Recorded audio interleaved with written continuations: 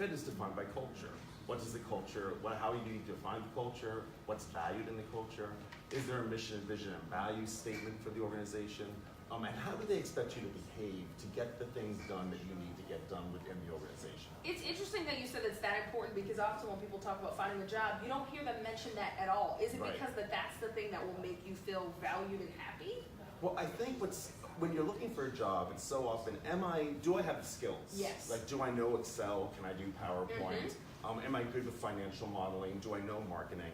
And people often go in to sell their skills. And people who are hiring often are looking for skills. You know, do you know Excel? Do you know PowerPoint? And no one really talks about the company culture in terms of what do we do here in terms of how we work together? What is the environment in which we work? It's really important that you know how to do project management and you know how to get things done.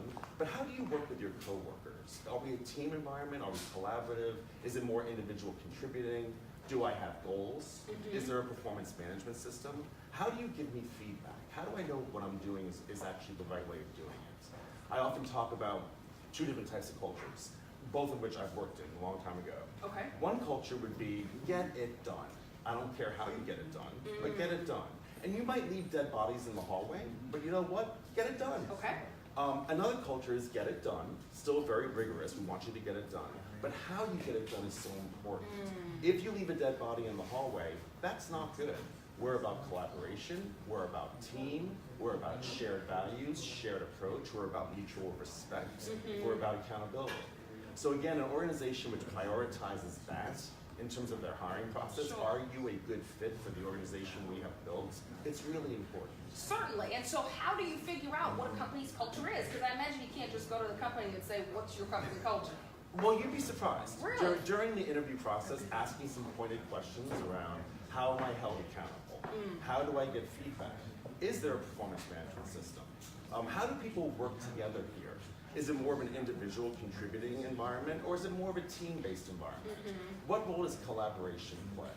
You can go to the website, you can see whether they've discussed their value system and how important values are. Because values, like for a human being, right? We all have values, and those values dictate how we show up, right? Well, organizations need to have values as well, because that dictates how they show up.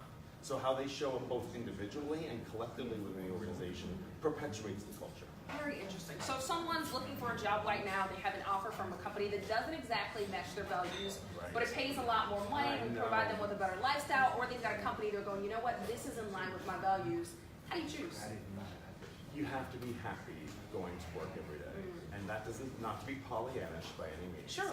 But employee satisfaction, how employees are treated, how they feel they fit into the organization is absolutely essential. All right, a very important conversation. Thank you for being with us. And guess what? You. We'll continue it tomorrow. Tomorrow we're going to dive deeper into this topic of company culture and how entrepreneurs can create it and then find employees that fit their company culture. Let's get over to Dave now and check in on the forecast. Dave?